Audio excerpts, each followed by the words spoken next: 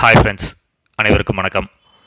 இந்த வீடியோவில் நான் எதை பற்றி சொல்ல போகிறேன்னு பார்த்தீங்கன்னா, இந்த உலகத்தில் வாழ்ந்துகிட்டு இருக்கிற எல்லா மனிதர்களும் ஒன்று தான் அப்படின்றத பற்றி நான் சொல்ல போகிறேன். எல்லாருமே சமம் தான், எல்லாமே ஒன்று தான் அப்படின்றத நீங்கள் புரிஞ்சுக்கிட்டீங்க அப்படின்னா உங்கள் வாழ்க்கையில் நிச்சயமாக அமைதியும் மகிழ்ச்சியும் நிரம்பி வழியும். இதை பற்றி நான் இப்போது டீட்டெயிலாக எக்ஸ்பிளைன் பண்ணுறேன், கேளுங்க. அதுக்கு முன்னாடி பார்த்தீங்கன்னா 3 முக்கியமான விஷயங்கள் இருக்குது. இந்த 3 முக்கியமான விஷயங்களையும் நீங்கள் உங்கள் வாழ்க்கையில் கடைப்பிடிச்சே ஆகணும். அதாவது என்னென்னு பார்த்தீங்கன்னா, கடந்த காலம் இருக்குது, நிகழ்காலம் இருக்குது, எதிர்காலம் இருக்குது. நீங்கள் இந்த கடந்த காலம் இருக்குது பார்த்தீங்களா, அந்த கடந்த காலத்தில் நடந்த அந்த பாடங்களை மட்டும்தான் நீங்கள் ஞாபகத்தில் வச்சுக்கிடணும். நீங்கள் என்ன பண்ணக்கூடாது அப்படின்னா, கடந்த காலத்தில் நடந்த அந்த நீங்கள் செஞ்ச அந்த தவறுகளையே திரும்ப திரும்ப நினச்சிக்கிட்டே வருந்திக்கிட்டே இருந்தீங்க அப்படின்னா உங்களுக்கு நிச்சயமாக எந்த விதத்துலேயும் அமைதிங்கிறதே கிடைக்காது. அதனால் நீங்கள் என்ன பண்ணணும் அப்படின்னா, உங்களுடைய அந்த கடந்த காலத்தில் நீங்கள் செஞ்ச தவறுகளை கம்ப்ளீட்டாக நீங்கள் மறந்தே ஆகணும். மறந்துட்டு நிகழ்காலத்தில் நீங்கள் என்ன பண்ணணும் அப்படின்னா, உங்களுடைய அந்த தடைகளெல்லாம் உடைச்சிட்டு பயம் இல்லாமல் துணிச்சலாக தன்னம்பிக்கையோடு நீங்கள் செயல்படணும்.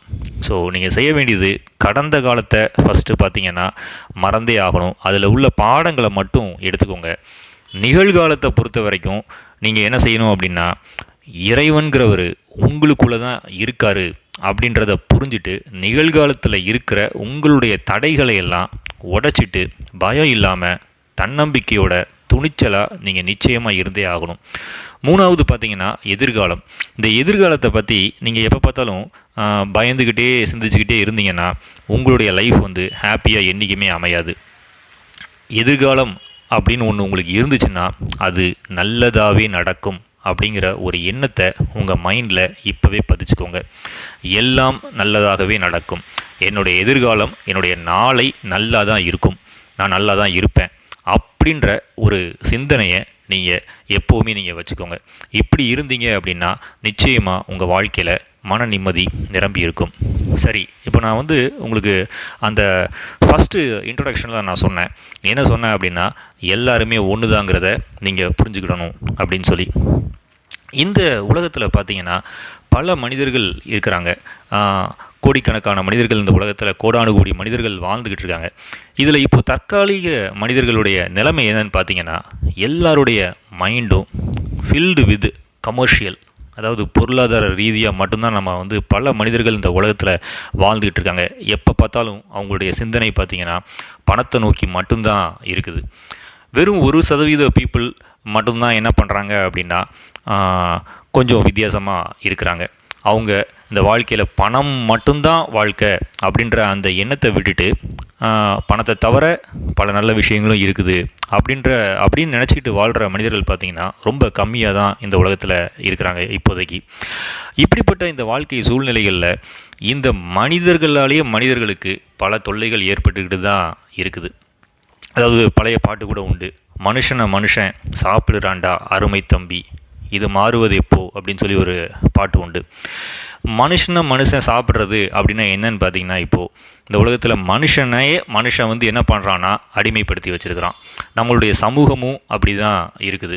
அதாவது பார்த்திங்கன்னா ஏற்றத்தாழ்வுகளை நம்ம சொசைட்டியில் வாழ்கிற அந்த மனிதர்களே உருவாக்கி வச்சுருக்கிறாங்க. இப்போது வாழ்ந்துக்கிட்டு இருக்கிற இந்த மனிதர்கள் பார்த்திங்கன்னா, பல மனிதர்கள் பார்த்திங்கன்னா பணம், பகட்டு, நடிப்பு, இதுதான் பார்த்திங்கன்னா வாழ்க்கையில் ஒரு பெரிய விஷயமாக கருதிக்கிட்டு இருக்கிறாங்க. இப்போது அந்த மாதிரி மனிதர்கள் என்ன செய்கிறாங்க அப்படின்னு பார்த்தீங்கன்னா, அதாவது ஆணவம் கொண்ட மனிதர்களால் என்ன நடக்குது அப்படின்னா, கீழே இருக்கிற அந்த மனிதர்களை வந்து என்ன பண்ணுறாங்கன்னா அடிமைத்தனப்படுத்தி ஒரு வாட்டி வதைக்கிற மாதிரியான செயல்களை செய்கிறாங்க.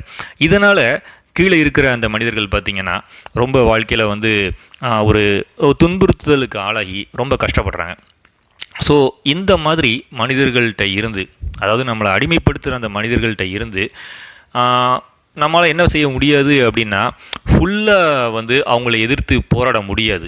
ஏன் அப்படின்னு நான் சொல்கிறேன்னா, ஃபார் எக்ஸாம்பிள் நீங்கள் எடுத்துக்கிட்டிங்கன்னா, நீங்கள் ஒரு எம்ப்ளாயியாக இருக்கீங்க. ஒரு ஆஃபீஸில் வேலை பார்க்குறீங்க. அந்த ஆஃபீஸில் யார் இருக்கிறாங்க அப்படின்னா உங்களுடைய மேலதிகாரி இருக்கார். ஒருவேளை உங்களுடைய மேலதிகாரி மோசமான ஒரு மனிதராக இருக்காருன்னு வச்சுக்கோங்களேன், உங்களை மோசமாக ட்ரீட் பண்ணுறாருன்னு வச்சுக்கோங்களேன். என்ன தான் மோசமாக ட்ரீட் பண்ணாலும் உங்களுடைய அந்த ஃபேமிலி இன்கம்மை நீங்கள் வீட்டுக்கு எடுத்துகிட்டு போகணும், மாதம் மாதம் சம்பளம் வாங்கணும் அப்படின்றதுக்காண்டி நீங்கள் என்ன பண்ணுவீங்க அப்படின்னா, அந்த மேலதிகாரிங்கிற அந்த மனிதனுக்கு நீங்கள் அடிமையாக நடிச்சு தான் ஆகணும். அப்படி நீங்கள் நடிக்காமல் அவரை எதிர்த்து நீங்கள் பேசிட்டு வந்தீங்க அப்படின்னா உங்களுடைய வேலை பறி போயிடும். உங்களுக்கு வந்து வேலை பறி போச்சுன்னா உங்களுக்கு என்ன நடக்கும் தெரியும். வீட்டுக்கு சம்பளத்தை நீங்கள் எடுத்துகிட்டு போக முடியாது. சரி, அப்போனா இந்த மாதிரி நம்மளை அடிமைப்படுத்துகிற மனிதர்கள்ட்ட இருந்து நம்ம எப்படி நம்மளை தற்காத்துக்கிறது அப்படின்னு பார்த்தீங்கன்னா, ஒரே ஒரு விஷயந்தான் உங்கள் மைண்டில் நீங்கள் ஞாபகத்தில் வச்சுக்கோங்க. அந்த உங்களை அடிமைப்படுத்துகிற அந்த மனிதர்கள்ட்ட நீங்கள் என்ன பண்ணுறீங்கன்னா, நீங்கள் நடித்து தான் ஆகணும். அட்லீஸ்ட் மரியாதை கொடுக்குற மாதிரி நீங்கள் நடித்து தான் ஆகணும். ஆனால் ஒரு விஷயத்தை நல்லா புரிஞ்சுக்கோங்க, உங்களை அடிமைப்படுத்திக்கிட்டு இருக்கிற இந்த மனிதர்கள் பார்த்திங்கன்னா சில ஆண்டு காலம்தான் இந்த பயணத்தில் இருக்க போகிறாங்க. அதுதான் உண்மை. அது வந்து யாரனாலும் இருக்கலாம். பார்த்திங்கன்னா ஒரு பெரிய பிஸ்னஸ் மேனாக இருக்கலாம், இல்லாட்டினா ஒரு பெரிய சாஃப்ட்வேர் இன்ஜினியராக இருக்கலாம், இல்லாட்டினா அந்த மனிதன் பெரிய அமெரிக்காவில் இருக்கிற ஒரு மனிதர்களாக இருக்கலாம், இல்லாட்டினா பார்த்திங்கன்னா ஃபாரின் நேஷன்ஸ் வேறு நேஷன்ஸில் வாழ்ந்துட்டு இருக்கிற மனிதராக இருக்கலாம், இல்லை ஒரு டாக்டராக இருக்கலாம், இன்ஜினியராக இருக்கலாம், இல்லாட்டினா சினிமா ஸ்டாராக இருக்கலாம், இல்லாட்டினா ஸ்போர்ட்ஸ் ஸ்டாராக இருக்கலாம், இல்லைனா என் கூலி வேலை செய்கிறவங்கள கூட இருக்கலாம். எல்லாருமே பார்த்திங்கன்னா ஒவ்வொருத்தருக்கும் ஒரு வேஷம் கடவுள் கொடுத்துருக்கிறாரு. இந்த வேஷம் பார்த்திங்கன்னா சில ஆண்டு காலங்கள் மட்டும்தான். All these objects are perishable. இந்த ஆப்ஜெக்ட்ஸ் எல்லாமே பார்த்திங்கன்னா பெரிஷபிள் தான். இது காலங்காலமாக நடந்துக்கிட்டே இருக்கிற ஒரு விஷயந்தான். யாருமே நினச்சி இங்கே நிற்க போகிறது கிடையாது. ஸோ இந்த பெரிஷபிள் ஆப்ஜெக்ட்ஸ், இப்படிப்பட்ட இந்த நிலையற்ற இந்த ஆப்ஜெக்ட்ஸை கண்டு நான் என்றைக்குமே பயப்பட மாட்டேன். எல்லாமே ஒன்று தான்.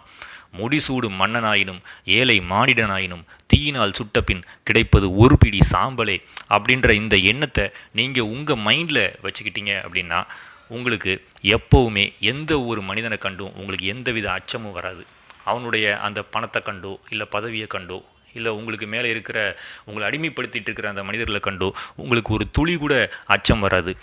ஆனால் நீங்கள் அவங்கக்கிட்ட அச்சம் இல்லைன்னு சொல்லிவிட்டு சண்டை போடக்கூடாது.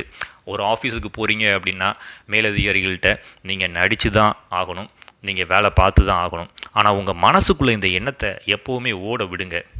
All these objects are perishable, all these objects are விஷாவத். விஷாவத்னா என்ன தெரியுமா உங்களுக்கு?